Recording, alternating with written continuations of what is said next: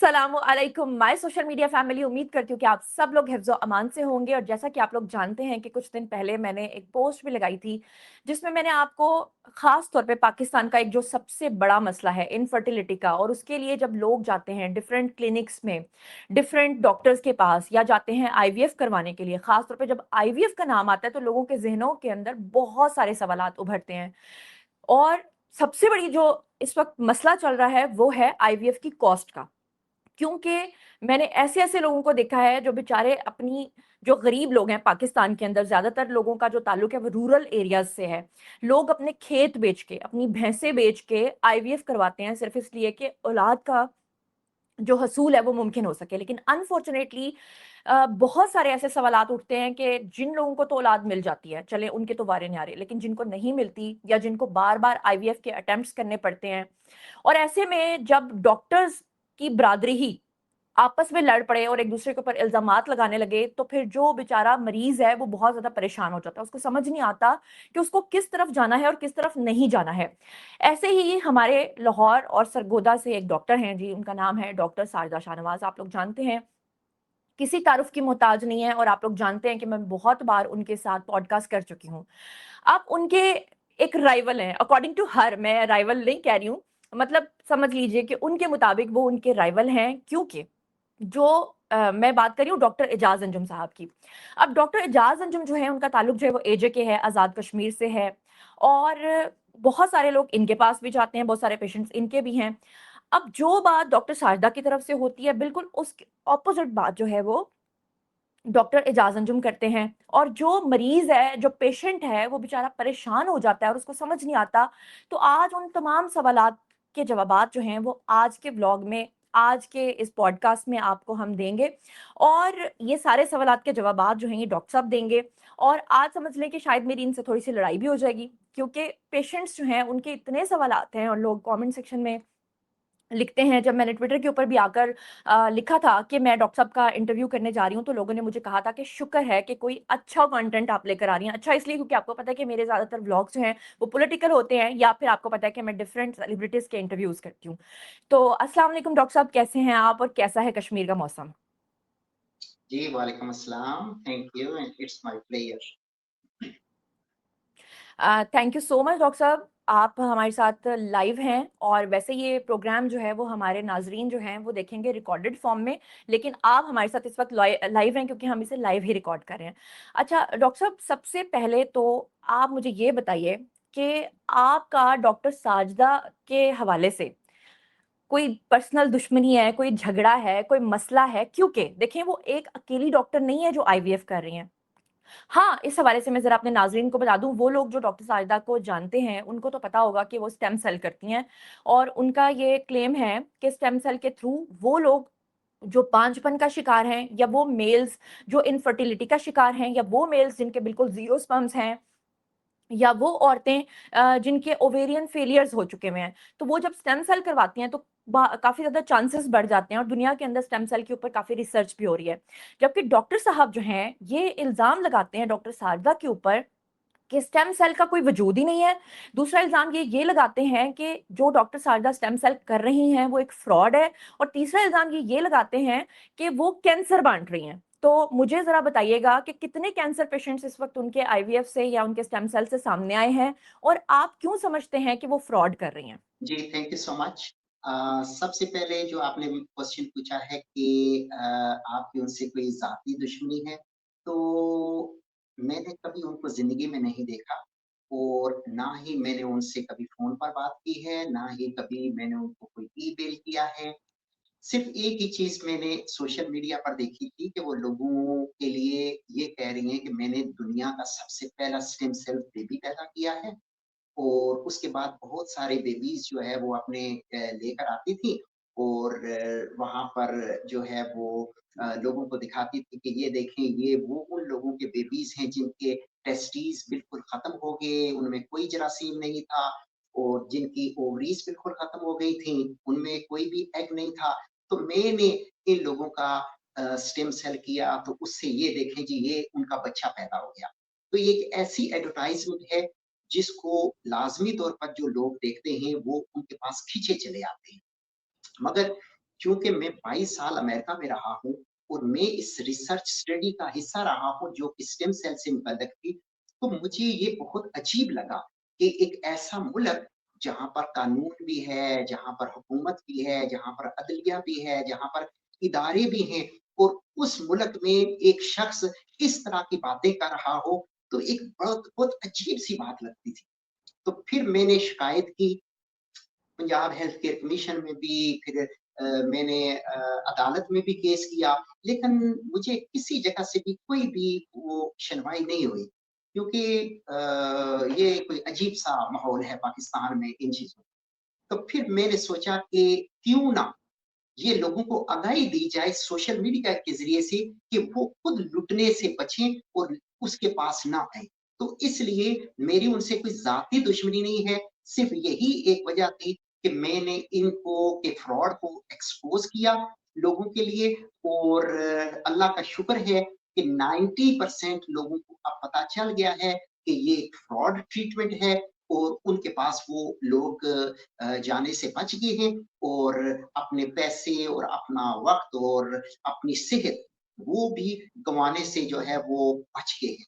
क्योंकि ये जो स्टेम सेल की ये जो ट्रीटमेंट कह रही हैं कि मैं करती हूँ, ये एक सरासर धोखा है जिससे वो लाखों रुपए लोगों से बटोरती हैं और दूसरा उसका ये नुकसान है लोगों को कि उन्हीं के जिस्म के एक हिस्से से कुछ टिश्यू लेके उनके टेस्टीज़ में या ओवरीज़ में डालती हैं, जिससे कैंसर का पोटेंशियल भी होता है।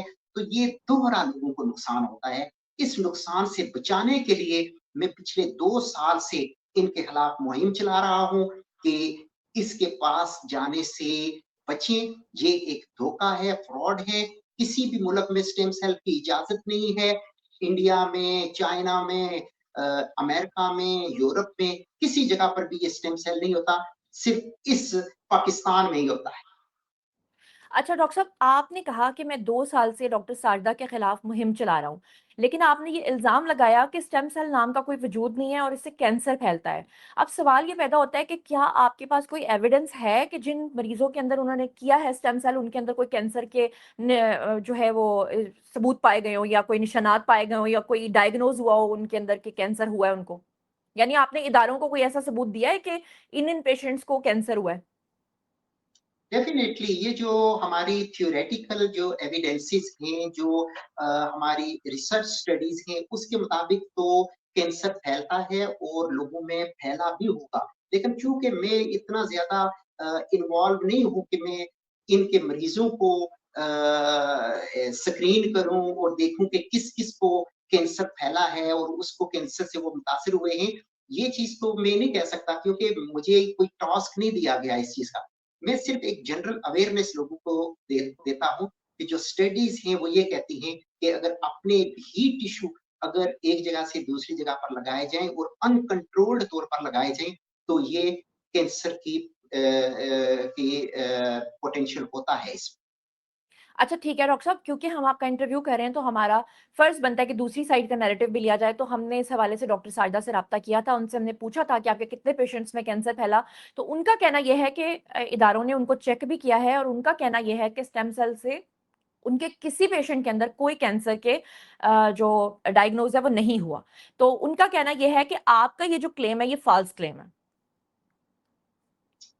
फॉल्स क्लेम तो नहीं होता। कई लोगों का उन्होंने किया है और बहुत सारे लोग जो है ना वो इस शर्म के मारे अगर उनको कैंसर हो भी जाए तो वो लोगों के सामने नहीं आते कि हमने इस लेडी डॉक्टर से ये काम करवाया था और उसके बाद फिर हमें कैंसर हो गया। क्योंकि एक तो बीमारी उनको लग गई और दूसरा उल्टा जो है वो लोगों के आगे वो बदनाम भी हो जाते हैं कि इन्होंने कैसा गलत फैसला किया। एक तो वैसे भी इनफर्टिलिटी के ट्रीटमेंट में लोग जो है वो हिचकिचाते हैं लोगों को बताने के लिए और दूसरा अगर इस तरह की भी चीज़ हो जाए कि मैंने फलाँ जगह से कैंसर जो है ना वो मैं लेकर आया हूँ, तो ये एक दोहरी बदनामी है। तो इसलिए लोग मेरा नहीं ख्याल कि खुद ब खुद सामने आते हों। बस कैंसर फैलता है, ये स्टडीज़ है और मुझे इतना ही पता है। अच्छा, यहाँ पे मैं एक और चीज़ आपको बता दूँ कि डॉक्टर शारदा का जब मैंने पॉडकास्ट किया था और मैंने उनसे स्टेम सेल के बारे में सवालात किए थे, तो उन्होंने मुझसे जो कहा था, वो ये कहा था कि क्योंकि बाहर के ममालिक में स्टेम सेल को इतनी पज़ीराई इसलिए नहीं मिल रही, क्योंकि वहाँ पे एक बहुत बड़ा माफ़िया बैठा हुआ है, जो डोनर एग और डोनर स्पर्म के ऊपर चलता है। स्टेम सेल का मतलब ये है कि स्टेम सेल करने से आपको अपना जेनेटिकली आपका अपना बच्चा मिल जाता है, बायोलॉजिकल बच्चा मिल जाता है। तो इस वजह से वो लोग इस चीज़ की हौसला अफ़ज़ाई नहीं करते। लेकिन उनका कहना था कि क्योंकि मुस्लिम कंट्रीज़ में और यहूदियों के बीच में ये रिवाज है कि मतलब वो लोग कभी भी अपने बच्चे के अलावा किसी और का डोनर स्पर्म या एग नहीं इस्तेमाल करते। तो इसलिए उन्होंने कहा था कि पाकिस्तान में ये कामयाब है। ऐसा हरगिज़ नहीं है, मैं सारी ज़िंदगी अमेरिका में रहा हूँ और मुझे पता है, बल्कि एक जनरल जो है एक लोगों का एक रुझान होता है, कोई भी शख्स ये नहीं चाहता कि उसके घर में, उसके बिस्तर के ऊपर किसी और बंदे का बच्चा पैदा हो। किसी और बच्चे के बंदे के स्पर्म, चाहे वो क्रिश्चियन हो, चाहे वो अमेरिकन मुआशरा हो, चाहे वो ब्रिटिश मुआशरा हो, लोग चाहते हैं कि अपना ही हो। तो इसलिए ये जो स्टेम सेल है, अगर ये हकीकत होता, तो अमेरिका वालों को ज़्यादा ज़रूरत थी, यूरोप वालों को ज़्यादा ज़रूरत थी, वो रिसर्चर हैं और वो उन मुल्कों में ये पहले हो चुका होता और उसके बाद फिर पाकिस्तान में और हमारे दूसरे ममालिक में आता। उनमें तो है ही नहीं, क्योंकि इसका वजूद ही नहीं है। ये अभी रिसर्च स्टेजेस में है। इस पर अभी चूहों पर इस पर तहकीक हो रही है और ये तो इंसानी फेज में अभी दाखिल भी नहीं हुआ। और ये खातून जो है ना, पाकिस्तान में चूंकि एक तो हुकूमत नाम की कोई, वो अदलिया नाम की कोई यहाँ पर चीज नहीं होती पाकिस्तान में, और दूसरा इदारे भी इसी तरह करप्शन में भी मुब्तला होते हैं।